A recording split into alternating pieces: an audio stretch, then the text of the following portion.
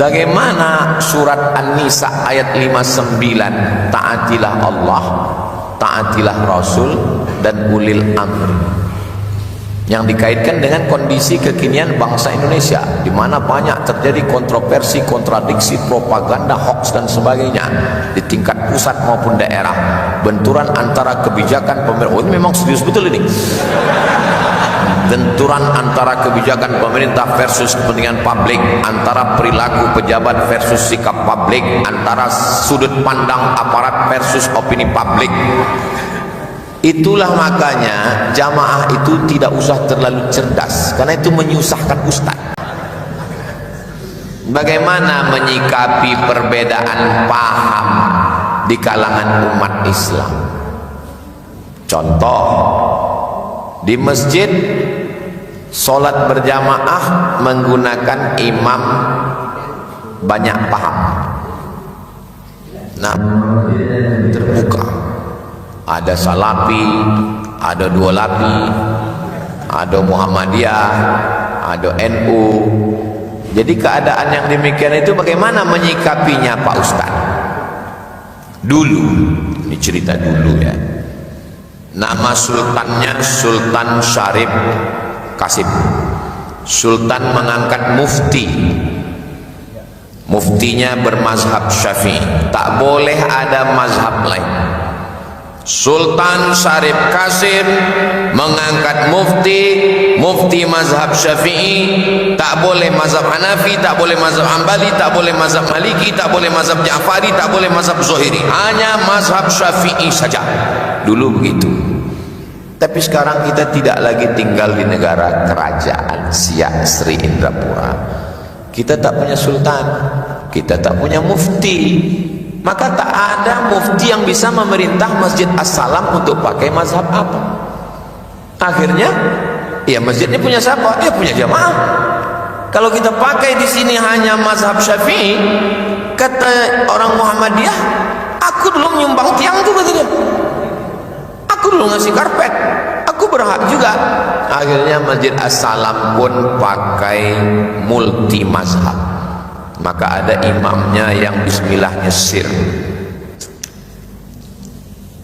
Alhamdulillahi Rabbil Alamin, Ar-Rahmanir Rahim, Maliki Yaumiddin. Itu berarti mazhab Hambali. Kalau bismillahnya sir, Hambali. Ada Pak Ustaz imam tuh tak pakai bismillah sama sekali. Allahu Akbar, Alhamdulillahi Rabbil Alamin, berarti dia pakai mazhab Maliki. Imam subuh kita tadi jahar, Bismillahirrahmanirrahim, Alhamdulillahi Rabbil Alamin, berarti beliau pakai mazhab Syafi'i. Kemarin waktu saya di Jombang, ada yang nanya ke saya, Ustaz, tadi kami sholat Idul Fitri, imamnya itu nggak baca Fatihah, langsung baca ayat. Saya bilang itu namanya imam grogi. Saking groginya, tapi lupa ayat, langsung ke ayat. Tentang masalah Fatihah, 3 mazhab. Kalau ndak sama sekali baca bismillah, Maliki. Kalau ada bismillahnya tapi sir, Hambali dan Hanafi. Kalau bismillahnya jahar, Syafi'i. Lalu bagaimana sikap kita sebagai makmum? Paling enak jadi makmum. Makanya di mana-mana saya nggak mau jadi imam.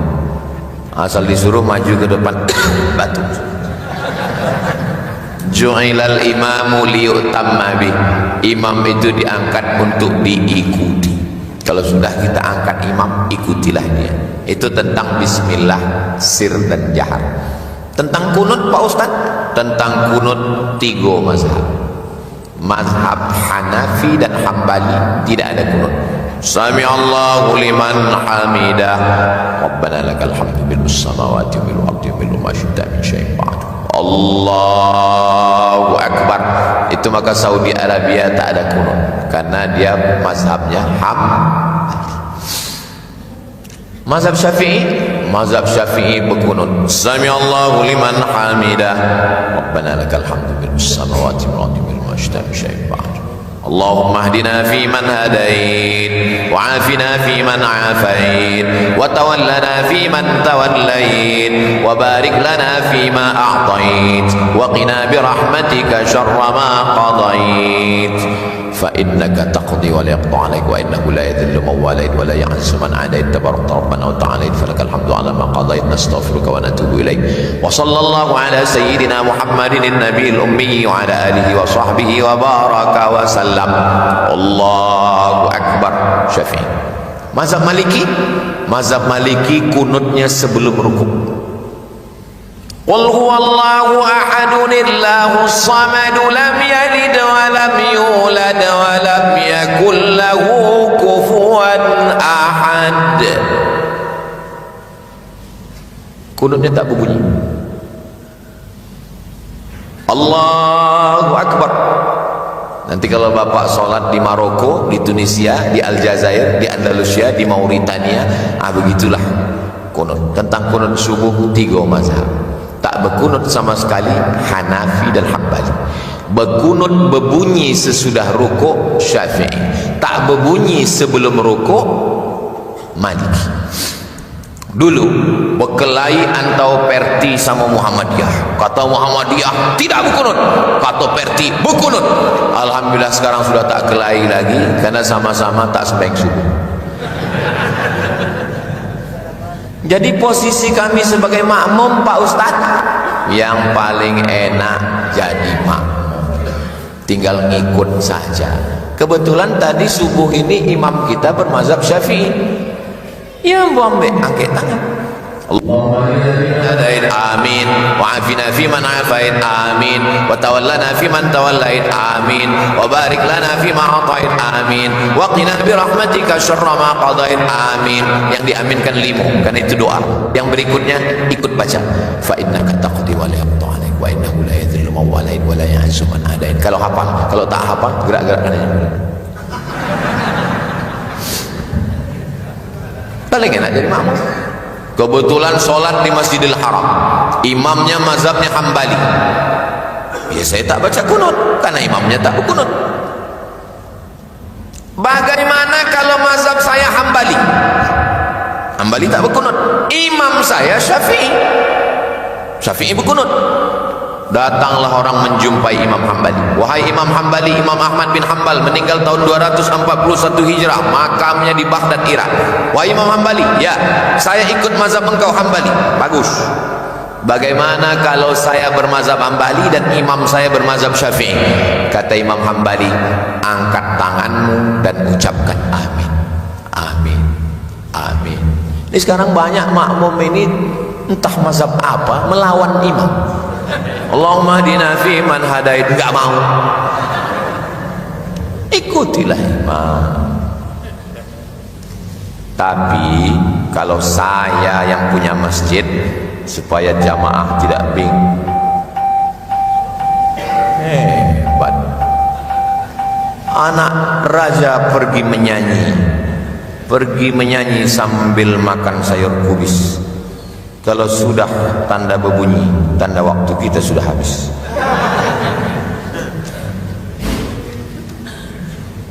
Memang hebat jamaah Masjid As-Salam ini. Diketik, di print dengan rapi. Tempat-tempat lain tuh kadang ditulislah di kardus. Tengok, hebat. Ini menunjukkan jamaahnya ini orang-orang serius, orang-orang. Mohon pencerahan Pak Ustaz. Bagaimana surat An-Nisa ayat 59, taatilah Allah, taatilah Rasul dan ulil amri, yang dikaitkan dengan kondisi kekinian bangsa Indonesia, di mana banyak terjadi kontroversi, kontradiksi, propaganda, hoax dan sebagainya di tingkat pusat maupun daerah. Benturan antara kebijakan pemerintah, oh ini memang serius betul ini. Benturan antara kebijakan pemerintah versus kepentingan publik, antara perilaku pejabat versus sikap publik, antara sudut pandang aparat versus opini publik. Itulah makanya jamaah itu tidak usah terlalu cerdas, karena itu menyusahkan ustaz. yang mempertontonkan perilaku buruk mulai dari penjarahan dan manipulasi sumber daya alam, hukum yang ditabrak, operasi senyap pembuatan revisi undang-undang, sampai silang pendapat antar sesama pejabat seperti yang juga terjadi di Riau terkait defisit APBD 2025.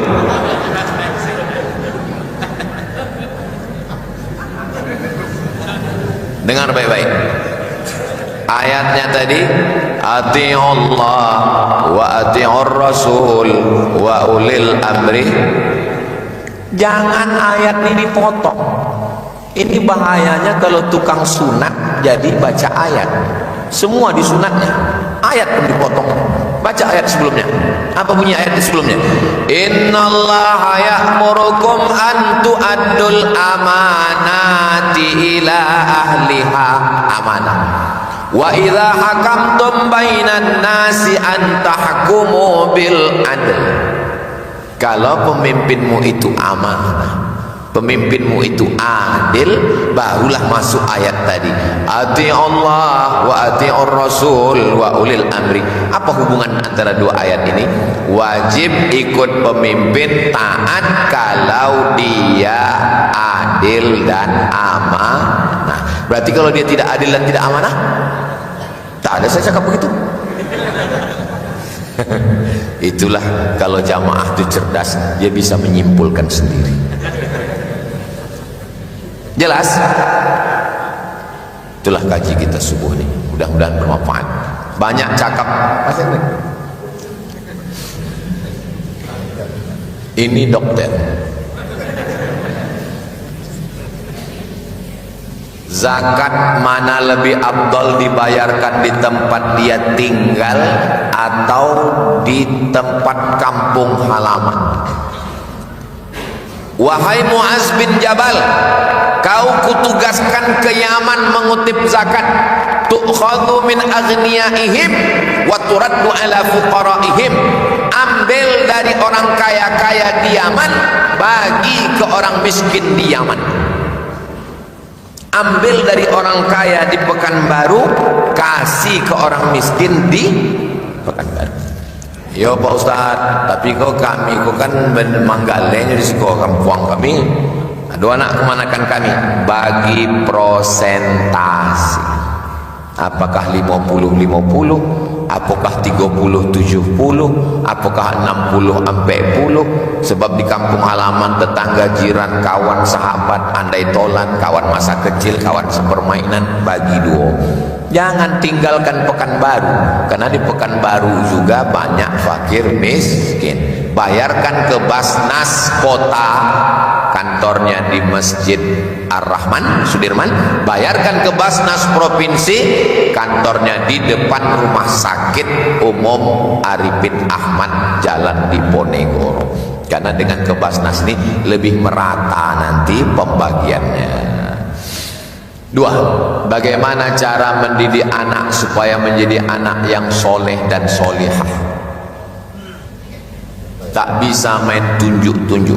Semayang. Ayah tidak sembahyang, ayah sudah dewasa. Tak bisa.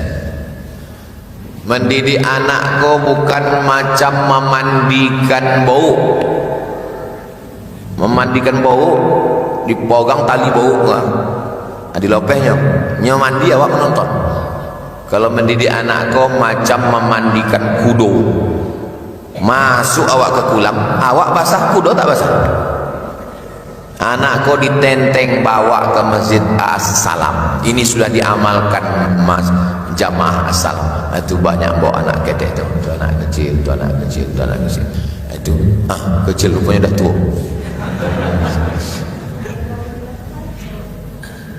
Dari kecil terlonjak-lonjak, sudah besar terbawa-bawa, udah tua tubah tidak.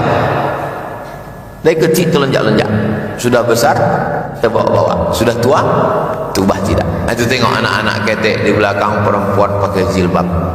Allah bisa karena biasa. Jangan main handphone. Omaknya scroll. Nggak bisa. Kalau kita melarang dia main handphone, jangan nonton TV. Di rumah kita jangan ada TV. Bapak datang ke rumah saya, Carilah kok ada TV. Kalau ada TV di rumah saya, potong telinga saya. Disimpan bini saya di kamar di belakang. Anak tak boleh nonton TV. Aku pun kena juga. Anak-anak perlu contoh keteladanan. Kenapa anak-anak bercelana pendek? Ayahnya bercelana pendek. Di sekolah diajarkan bertudung labuh, baju kurung, celana panjang. Di rumah ditengok emaknya pakai you can see, you kamu kan bisa see menengok, kau bisa menengok ketiak macam leher unta. Maka pendidikan ini perlu keteladanan. Saya tak sempurna, saya juga banyak kurang, tapi kita memantaskan diri menjadi orang tua. Mudah-mudahan kita menjadi orang tua yang baik-baik, insyaallah. Bolehkah kita membagi harta waris dibagi rata untuk anak laki-laki dan anak perempuan? Duit kalau ditengok dari wajah jamaah ini rata-rata tabungannya 1 miliar ini, Pak. Amin. Ustaz tahunya dari mana? Itu saya tahu ini 1 miliar. Itu dari senyumnya yang lepas. Orang kalau tak berduit dia payah senyum. Kalaupun senyum tertahan dia. Ini tapi lopeh senyum. Ini saya yakin ini paling minimal 1 miliar nih satu orang. Amin. Mengaminkan pun tak mau. Gimana? Bapak punya duit 1 miliar. Kemudian bapak meninggal. Berapa bini dapat?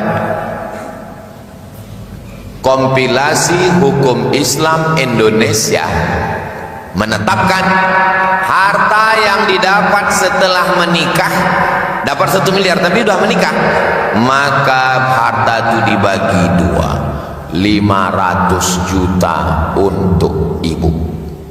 Senyum ibu itu kan, 500 juta. Dah, berapa tinggal? 500. Anak ada 4 orang, 2 laki-laki, 2 perempuan. Gimana cara membaginya? Bagi 6. Kok bagi 6 Pak Ustaz? Anak laki-laki, anak perempuan. Laki-laki 2 bagian, berarti menjadi 4. 2, 4, 2, berarti 6. Maka 500 juta bagi 6. Coba bagi 500 juta tadi bagi 6.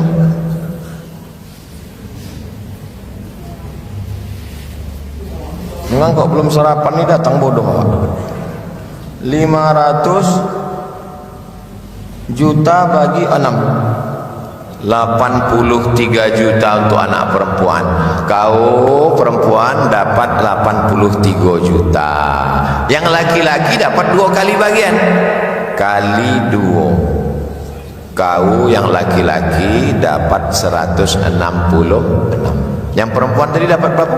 83. Yang laki-laki dapat berapa? 160. Datang yang perempuan. Waktu ayah sakit dulu, aku yang memasakkan bubur kacang hijau, aku yang menjaga di masjid, aku yang merawat. Kau takut sama bini kau? Membawakan ayam sepotong pun tidak. Kalau gitu gimana? Kalau gitu kita bagi saja 500 juta ini bagi 4. 500 juta bagi 4 berarti satu orang 125 juta. Sampai bolehkah duit 500 juta tadi dibagi 4? Boleh, syaratnya 3. Apa saja syarat yang 3 itu? Jangan kemana-mana, kita lanjutkan setelah yang 1 ini. Begitu kalau masuk TV. Syarat yang pertama, keempat anak ini sudah akil balik. Tak boleh ada salah satu dia belum akil balik, atau ada yang gilo, atau ada yang cacat mental. Mohon maaf ibu maaf, dia mesti akil balik kompe-kompe. 2, dia tahu jatah asli dia berapa. Kau sebetulnya jatah kau 166, tapi karena dibagi rata, maka kau dapat 83. Gimana, setuju? Iyalah kalau gitu. Karena kalau tak dijelaskan begitu, dibagi saja rata, 125, nanti tiba-tiba dia lain komplain berkelahi. Mungkin dia tak mengamuk, anaknya mengamuk. Mungkin dia tak ganas, bininya mengamuk.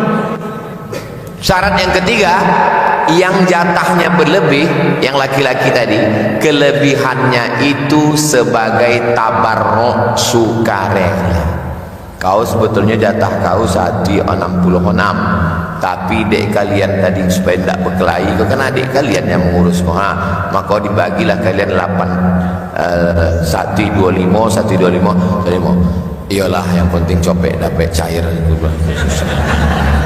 Dah cukup 3 syarat. Jelas? Memang enak kalau ceramah di tempat jamaah yang cerdas-cerdas. Copeknya paham.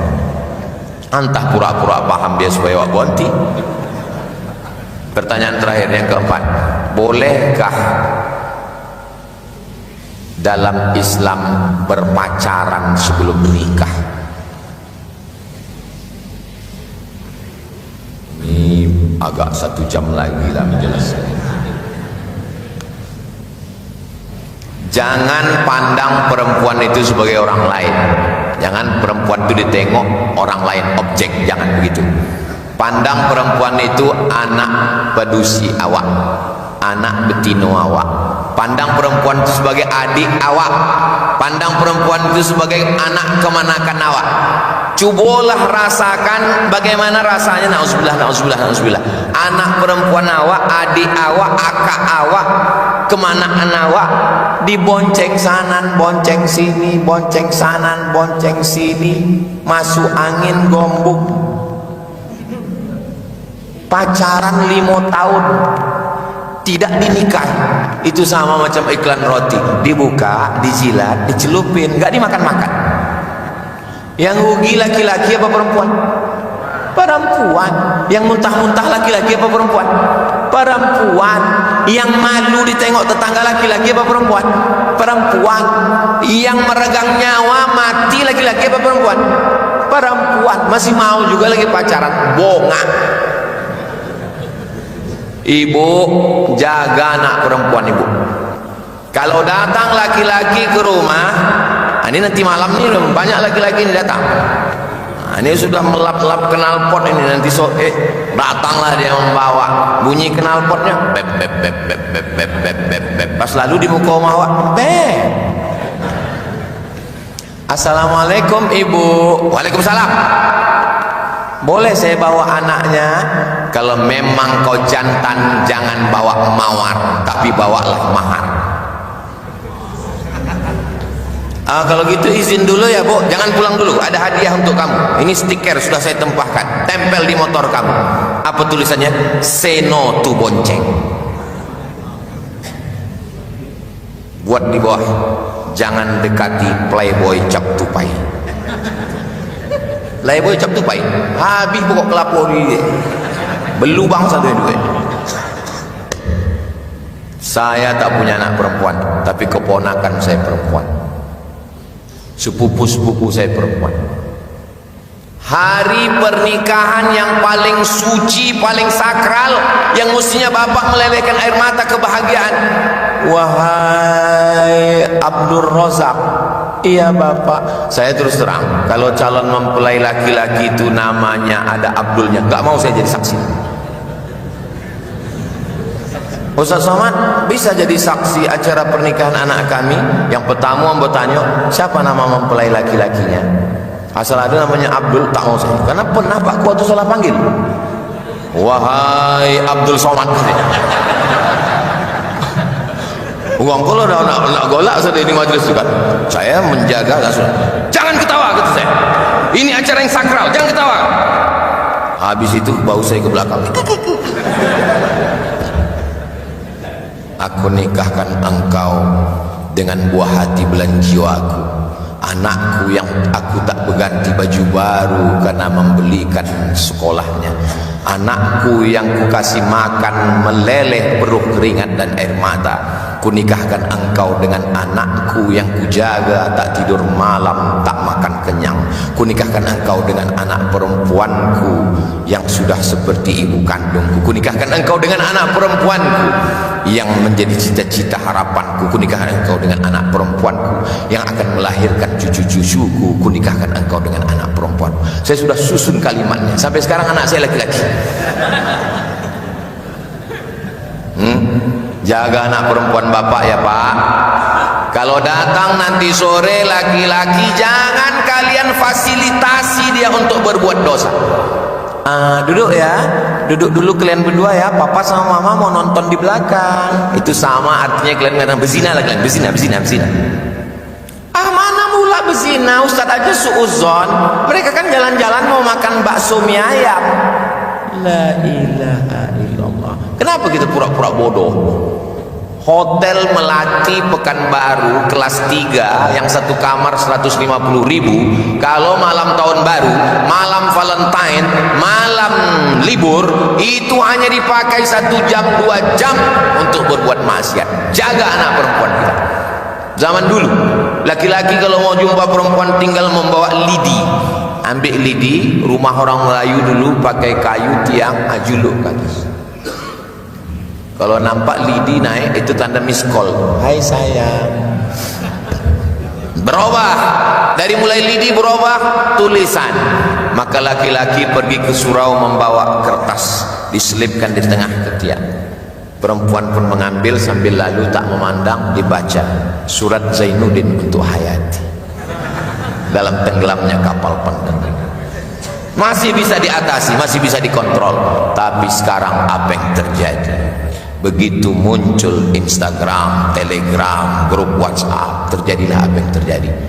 Bapak yang khatam Quran, yang rajin puasa sunat, selangkah kaki bapak ke surga, tapi selangkah lagi di neraka kalau tidak menjaga anak perempuan. Bapak sama ibu mesti kompak. Kalau bapak tegas, ibu juga mesti tegas. Pak, saya bawa anak bapak malam ini ya, jalan-jalan ke Sudirman, kami mau makan ayam. Tidak. Bakso, tidak. Jangankan mie ayam, nasi uduk pun tidak. Datang ibu dari belakang, kasihlah bang, kita dulu lebih parah dari itu lagi. Mudah-mudahan Allah menjaga anak-anak kita semua, keluarga kita sakinah mawaddah warahmah, istiqomah, kita mati dalam keadaan husnul khatimah. Ala hadhihi niyyah al-Fatihah. A'udzubillahi minasyaitonir rajim. Bismillahirrahmanirrahim. Alhamdulillahirabbil alamin arrahmanir rahim maliki yaumiddin. Iyyaka na'budu wa iyyaka nasta'in. Ihdinas siratal mustaqim. Siratal ghairil maghdubi 'alaihim waladdallin. Amin. Allahumma salli ala sayyidina Muhammad wa ala ali sayyidina Muhammad. Rabbana hab lana minas salihin, jadikan anak kami anak-anak yang saleh dan salihah. Rabbana hab lana min ladunka dzurriyyatan thayyibah, jadikan keturunan kami keturunan yang baik-baik. Rabbana hab lana min azwajina wa dzurriyyatina qurrata a'yun waj'alna lil muttaqina imama, jadikan anak cucu pasangan hidup kami orang-orang yang sejuk dipandang mata dan menenangkan hati kami. Ya Syafi, Engkau yang Maha menyembuhkan, istri mardana, sembuhkan jamaah kami, keluarga kami yang sedang sakit ya Allah. Warham mautana, keluarga kami yang sudah meninggal dunia, selamatkan, lapangkan dari azab kubur ya Allah. Wala aziban illa zawajatah, anak-anak muda kami yang lajang, yang gadis belum menikah, jumpakan dengan jodoh yang baik-baik, selamatkan dari maksiat LGBT dan zina ya Allah. Allahumma ja'al hadzal balada baladan amina, jadikan Pekanbaru Riau baldatun thayyibatun wa rabbun ghafur. Allahumma dafa'na al-ghala wal waba wal fahsya wal riba wal zina wal munkar, selamatkan negeri ini dari malapetaka, bencana, riba, zina, narkoba, perbuatan keji dan munkar. Allahumma wafiq ulata umurina, Bapak camat kami, Pak wali kota kami, Pak bupati, gubernur, pemimpin-pemimpin kami, tolong condongkan hati mereka untuk amanah dan menolong agama dengan kekuasaan yang Kau titipkan di ujung jari mereka. Allah makhtim lana bi husnil khatimah, matikan kami dalam keadaan husnul khatimah. Kama jama'tana fi hadzal makanil mubarak fajma'na ma'al habibil mustafa fi jannatikal ula, sebagaimana Engkau kumpulkan kami di subuh penuh berkah ini mengkaji hadis Rasulullah, kumpulkan kami nanti bersama Nabi Muhammad di surga Jannatul Firdaus. Rabbana atina fid dunya hasanah wa fil akhirati hasanah wa qina adzabannar. Wa sallallahu ala sayyidina Muhammad wa ala alihi wa sahbihi wasallam walhamdulillahi rabbil alamin. Selama menyampaikan tausiah lebih 1 jam ini, banyak cakap saya menyinggung perasaan tak berkenan di hati. Maukah Bapak Ibu memaafkan saya? Alhamdulillah.